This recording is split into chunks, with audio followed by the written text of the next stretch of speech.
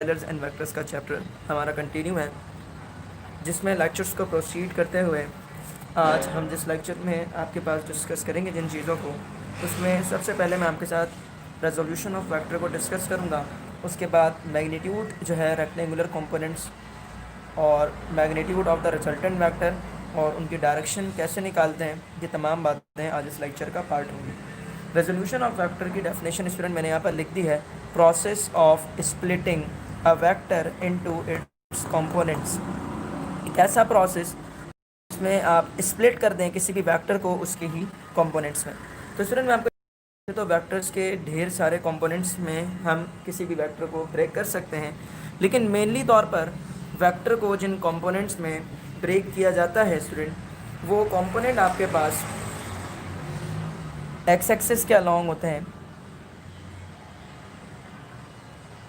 या फिर स्टूडेंट आपके पास वाई एक्सिस के अलॉन्ग होता है। मेनली तौर पर मैंने कहा ये नहीं कि सिर्फ इन्हीं कंपोनेंट में आप ब्रेक कर सकते हैं। मेनली तौर पर किसी भी वेक्टर को जो ब्रेक किया जाता है उसके एक्स कंपोनेंट में और वाई कंपोनेंट में ब्रेक किया जाता है। एक्स कंपोनेंट को स्टूडेंट हम कहते हैं horizontal component of vector,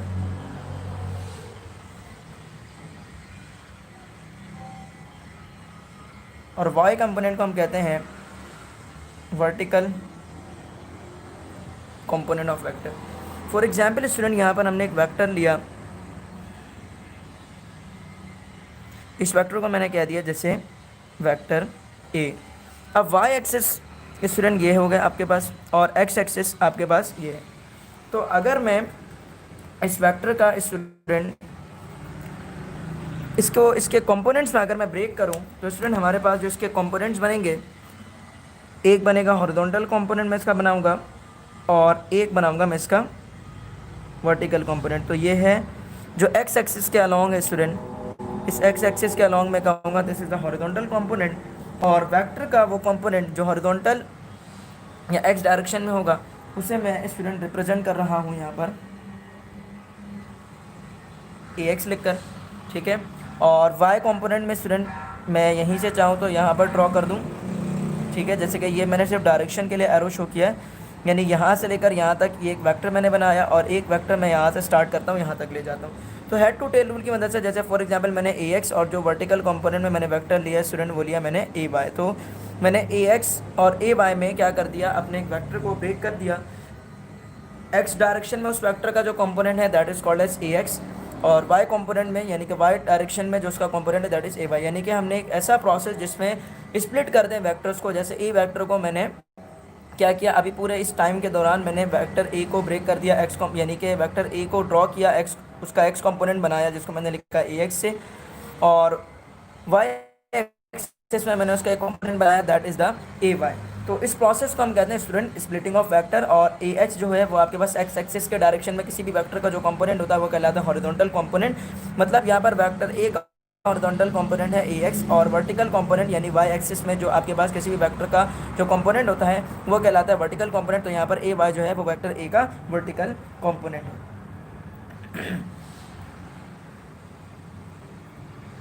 student अगर मैं यहाँ पर रिजल्टेंट वेक्टर ए निकालना चाहता हूँ तो यानी कि यहाँ पर जैसे कि हमने सीखा था इससे पहले जो commutative law for the vectors addition के अंदर हमने एक बात पढ़ी थी कि जैसे फॉर एग्जांपल मैं इस वेक्टर ए को, यानी कि मेरे पास दो वेक्टर हैं ए एक्स और ए वाई, ये किसके इक्वल है, उनका रिजल्टेंट वेक्टर एक है। तो मैं यहाँ पर ये लिख सकता हूँ जैसे कि हमने लिखा था कि वेक्टर फॉर एग्जाम्पल ये वेक्टर ए है, ये वेक्टर बी है, और ए प्लस बी किसके इक्वल था, रिजल्टेंट वेक्टर आर के। तो इसी तरह से मैं यहाँ पर ये लिख सकता हूँ स्टूडेंट कि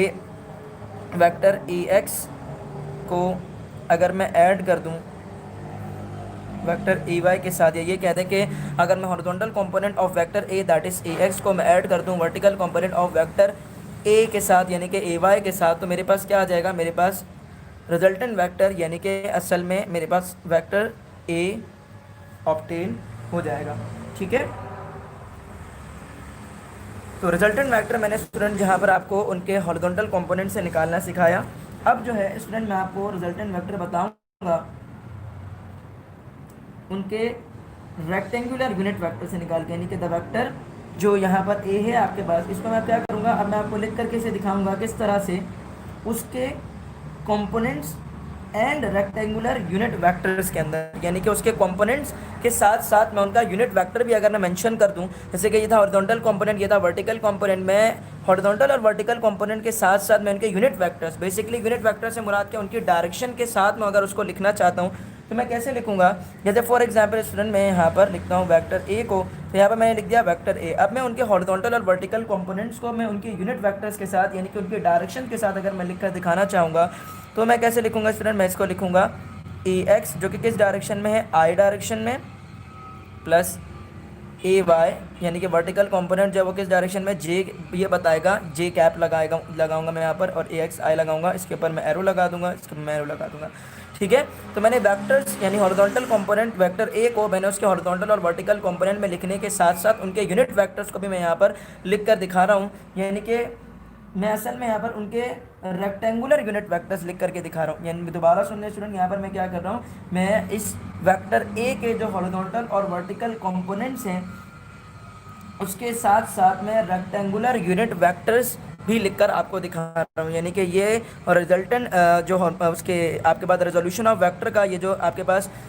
रिप्रेजेंटेशन है vector A is equals to A X I plus A Y J, ये असल में क्या था, हॉरिजॉन्टल कंपोनेंट और उसके वर्टिकल कंपोनेंट की मदद से आपने जो है रिजल्टेंट वेक्टर ए निकाल करके दिखाया। अब आप क्या कर रहे हैं, यहाँ पर सिर्फ और सिर्फ ना कि उसके कंपोनेंट्स आप बता रहे हैं बल्कि उसके साथ साथ रेक्टेंगुलर यूनिट वेक्टर्स भी आप लिख के दिखा रहे हैं, मतलब हॉरिजॉन्टल और वर्टिकल कंपोनेंट लिखने के साथ साथ आप यहाँ पर रेक्टेंगुलर यूनिट वेक्टर्स भी लिख रहे हैं। अब स्टूडेंट हम चलते हैं magnitude of the rectangular component के ऊपर। तो मैग्नीट्यूड ऑफ रेक्टेंगुलर कंपोनेंट जो है स्टूडेंट वो हम किस तरह से निकालते हैं, अगर हम मैग्नीट्यूड ऑफ रेक्टेंगुलर कंपोनेंट निकालना चाहते हैं ए एक्स का, ठीक है, किसका, ए एक्स का, यानी कि वो कंपोनेंट यानी horizontal component of vector A, यानी कि एक्स एक्सिस में जो वेक्टर का जो आपके पास कंपोनेंट है मैं क्या निकालना चाहता हूँ, उसका मैग्नीट्यूड निकालना चाहता हूँ। तो स्टूडेंट आपके पास मैं यहाँ पर क्या निकालूंगा, ए एक्स का जो मैग्नीट्यूड होगा वो आपके पास निकलेगा, यानी वेक्टर ए का मैग्नीट्यूड जो होगा स्टूडेंट वो निकलेगा ए कॉज ऑफ थीटा से, जबकि वर्टिकल कंपोनेंट का जो आपके पास स्टूडेंट मैग्नीट्यूड निकलेगा vertical component of vector that is A Y, इसका जो मैग्नीट्यूड निकलेगा वो कहते हैं निकलेगा स्टूडेंट ए साइन थीटा की मदद से। तो ए कॉस थीटा और ए साइन थीटा, असल में ए एक्स और वेक्टर ए के दरमियान में थीटा फॉर्म होता है, जबकि आपके पास यानी कि एंगल जब बनता है तो आपके पास यहाँ पर देखें ये बेस है, ये हाइपोटेन्यूस है, ये परपेंडिकुलर है, तो यहाँ पर कॉस में कॉस थीटा जो आपके पास किसके बराबर होता है, बेस अपॉन हाइपोटेन्यूस, सही है, और साइन किसके बराबर होता है, परपेंडिकुलर अपॉन हाइपोटेन्यूस। तो इस तरह से स्टूडेंट आप इस को अगर अरेंज करना चाहें तो आप इसे अरेंज भी फर्दर कर सकते हैं। Magnitude of the resultant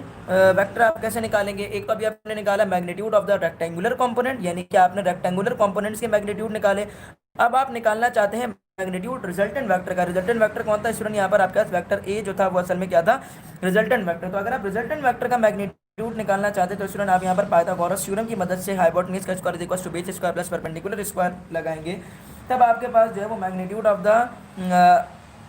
resultant vector obtain होगा। तो स्टूडेंट आपके पास आप जो है वो वेक्टर ए का मैग्नीट्यूड निकालना चाहेंगे तो उसके लिए आप क्या करेंगे, इसके जो आपने कंपोनेंट्स बनाए थे यानी कि एक हॉरिजॉन्टल कंपोनेंट और जो उसका वर्टिकल कंपोनेंट, आप क्या करेंगे उसको अंडर रूट में रखकर उसके स्क्वायर लेंगे, ठीक है, यानी कि उनके मैग्नीट्यूड्स का असल में आपने स्क्वायर लेना है, ठीक है, यानी कि आपने ए एक्स का पहले मैग्नीट्यूड निकाला, यानी कि जो आपके पास हॉरिजॉन्टल कंपोनेंट था उसका आप मैग्नीट्यूड निकालेंगे, उसका स्क्वायर लेंगे, और इसी तरह से आप वर्टिकल कंपोनेंट का मैग्नीट्यूड निकालेंगे, उसका स्क्वायर लेंगे, देन फिर अंडर रूट करेंगे आप, तो आपके पास क्या आ जाएगा, रिजल्टेंट वेक्टर का मैग्नीट्यूड आपके पास जो वो निकल कर आ जाएगा। और अगर आप ये थीटा फाइंड आउट करना चाहते हैं तो इस थीटा को फाइंड आउट करने के लिए स्टूडेंट आपने क्या करना है, इस थीटा को फाइंड आउट करने के लिए आपने यहाँ पर लगाना है बेसिकली टेन थीटा का फंक्शन अप्लाई होता है। मैं डायरेक्टली नहीं कर रहा, उसको करके दिखा देता हूँ। टेन थीटा किसके बराबर होता है, परपेंडिकुलर अपॉन बेस के बराबर होता है, ठीक है। तो स्टूडेंट यहाँ पर जो आपके पास थीटा मैं निकालना चाहता हूँ तो इसके लिए मैं क्या करूँगा, यहाँ मैं कर दूँगा टेन इनवर्स, और यहाँ पर परपेंडिकुलर जो स्टूडेंट आपके पास जो है वो परपेंडिकुलर जो है वो वर्टिकल कंपोनेंट है, तो इसलिए मैं यहाँ पर लिख दूँगा ए वाई, और नीचे जो आपके पास स्टूडेंट जो बेस है वो असल में है हॉरिजॉन्टल कंपोनेंट यानी ए एक्स, तो मैं यहाँ पर ए एक्स मैंने लिख दिया वेक्टर, ठीक है। तो असल में इनके वेक्टर से नहीं, अब इनके मैग्नीट्यूड से निकालते हैं असल में स्टूडेंट। ये मैंने वेक्टर कह दिया, हालांकि मैं कह रहा हूँ मैग्नीट्यूड, वेक्टर का वर्ड यूज़ नहीं करा, लेकिन मैंने ऊपर जो है वो एरो लगा दिया था। तो अब थीटा कैसे निकालेंगे, magnitude of the vertical component को आप डिवाइड करेंगे magnitude of the horizontal component से और उनका टेन इनवर्स आप लेंगे तो आपके पास ये वाला थीटा जो है वो फाइंड आउट हो जाएगा। तो ये था रेजोल्यूशन ऑफ वेक्टर का टॉपिक स्टूडेंट आपके पास। तो मैं एक बार रिकॉल कर दे रहा हूँ, ऐसा प्रोसेस जिसमें आप स्प्लिट कर दें किसी भी वेक्टर को उसके एक्स और वाई कंपोनेंट में, उस प्रोसेस को हम कहते हैं resolution of vector. X axis में जो आपके पास कंपोनेंट ब्रेक होता है उसे हम कहते हैं हॉरिजॉन्टल कंपोनेंट, वाई एक्सिस वाला कहलाता है वर्टिकल कंपोनेंट। हॉरिजॉन्टल कंपोनेंट आपके पास और वर्टिकल कंपोनेंट से आप अगर रिजल्टेंट निकालना चाहते हैं तो आप उनके वेक्टर से कैसे निकालेंगे, ए एक्स वाले वेक्टर को ऐड करेंगे आप ए वाई के साथ, आपके पास क्या निकल जाएगा, रिजल्टेंट वेक्टर निकल जाएगा। और रिजल्टेंट वेक्टर निकालने के लिए आप जो हॉरिजॉन्टल और वर्टिकल कंपोनेंट यूज़ कर रहे थे, हॉरिजॉन्टल और वर्टिकल कंपोनेंट के साथ साथ अगर आप रेक्टेंगुलर यूनिट वेक्टर्स भी लिखना चाहेंगे, यानी रेक्टेंगुलर यूनिट वेक्टर्स के साथ साथ अगर आप किसी वेक्टर को निकालेंगे तो वो कैसे निकलेगा, उसका हॉरिजॉन्टल कंपोनेंट और उसी के साथ उसका रेक्टेंगुलर यूनिट वेक्टर यानी कि आई, क्योंकि ये एक्स एक्सिस में और जे आपके पास क्योंकि वाई एक्सिस में था जो है वर्टिकल कंपोनेंट, तो इसीलिए हमने ए वाई के वेक्टर के साथ जे डॉट यानी जे कैप लगा दिया। तो A is equals to A X I plus A Y J cap. Magnitude आपने कैसे निकाला रेक्टेंगुलर कंपोनेंट का स्टूडेंट, आप अगर मैग्नीट्यूड निकालना चाहते हैं तो magnitude of the rectangular component, तो magnitude of the rectangular component निकालने के लिए आप स्टूडेंट यहाँ पर मैग्नीट्यूड निकालेंगे तो इसके ऊपर अगेन यहाँ पर कोई एरो नहीं आएगा।